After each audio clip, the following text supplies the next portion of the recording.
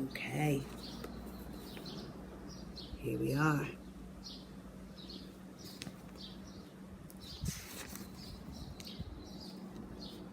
I'll never do it again, cried Mr. Gregg. Never, never, never. Do you really mean that? Asked the duck. Oh, I do mean it, said Mr. Gregg.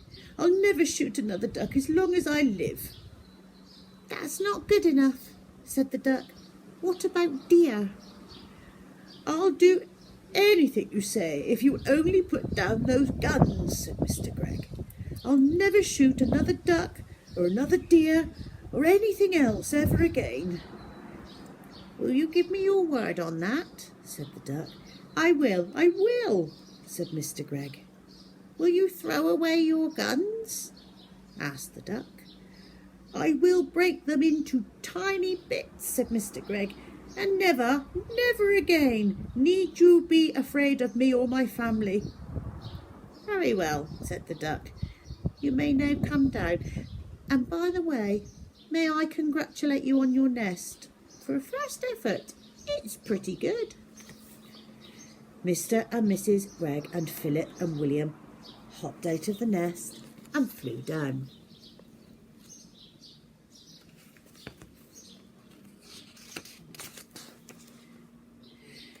Then all at once, everything went black before their eyes and they couldn't see.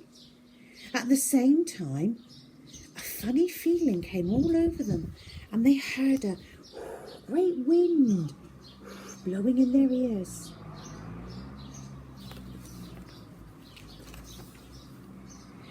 Then the black that was before their eyes turned to blue, to green and to red, and then to gold. And suddenly they were standing in a lovely bright sunshine in their own garden, near their own house, and everything was back to normal once again.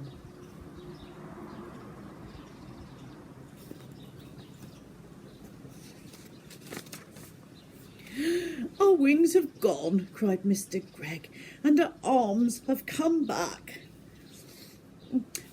And we're not tiny any more, laughed Mrs. Gregg. Oh, I am so glad. Philip and William began dancing with joy. Then high above their heads, they heard the call of a wild duck. Meh, meh, meh.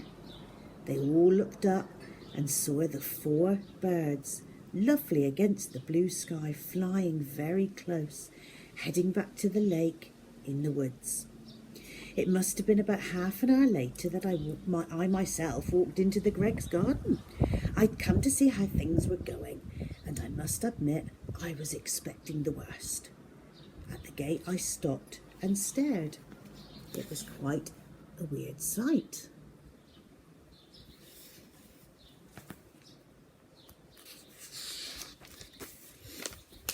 In one corner, Mr. Gregg was smashing all 3 guns into tiny pieces. In another corner, Mrs. Gregg was placing beautiful flowers upon 16 tiny mounds of soil, which I later learned were the graves of the ducks that had been shot the day before.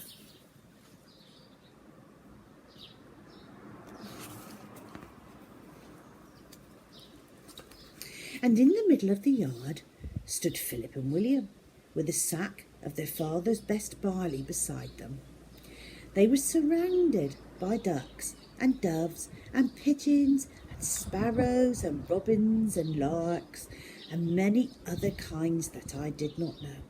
And the birds were eating the barley that the boys were scattering by the handful.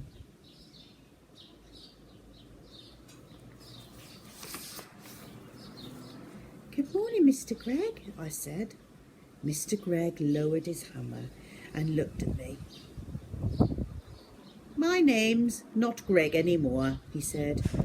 In honour of my feathered friends, I've changed it from Gregg to Egg. And I am Mrs. Egg, said Mrs. Gregg. What happened? I asked. They seemed to have gone completely dotty, all of them. Philip and William then began to tell me the whole story.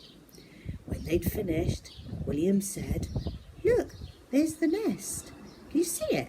Right up in the top of that tree. That's where we slept last night." "I built it all myself," Mr. Egg said proudly. "Every stick of it."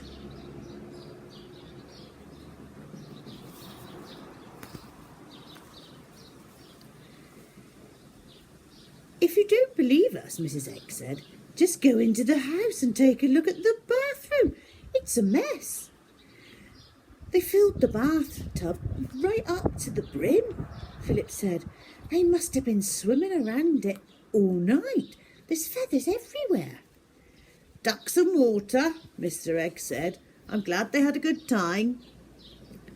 Just then, from somewhere over by the lake, there came a loud bang. "Someone's shooting," I cried. "Oh, that'll be Jim Cooper," said Mr. Egg. "Him and his 3 boys. They're shooting mad, those Coopers. The whole family." Suddenly, I started to see red. Then I got hot all over until the tip of my finger started tingling terribly. I could feel the power building up and up inside of me. I turned and started running towards the lake as fast as I could. "Hey," shouted Mr. Egg. "What's up? Where are you going?" "To find the Coopers," I called back. "But why?" "You wait and see," I said. "They'll be nesting in the trees tonight. Every one of them." The end. What a fabulous story. Well, there we go. That was a good story, wasn't it? I hope you enjoyed that. Wouldn't it be great to have a magic power like that? Why don't you, for a bit of fun, have a little think about some super magic power that you'd like to have, and perhaps draw a picture of yourself using that superpower.